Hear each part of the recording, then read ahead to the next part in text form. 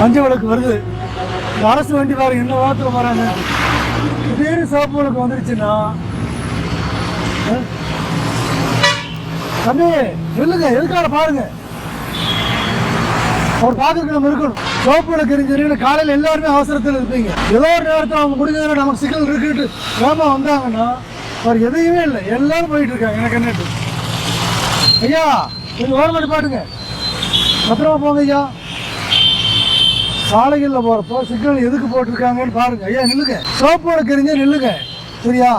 எதையுமே கண்டுக்காம போயிட்டு இருக்காதீங்க. நம்ம பாதுகாப்பாக இருந்தது போகவே முடியும். யாராவது ஒருத்தர் எதுக்காக அங்கிருந்து நம்ம பச்சை விளக்கு எரிஞ்சுட்டு வேகமாக வந்தாங்கன்னு வச்சுக்கோங்க, உங்களோட நிலைமை என்ன ஆகும்?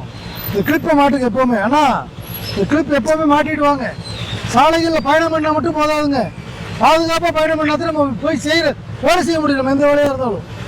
அதனால் சாலைகளில் போகிறப்போ எச்சரிக்கையோடையும் விழிப்புணர்வோடையும் பயணம் பண்ணுங்க.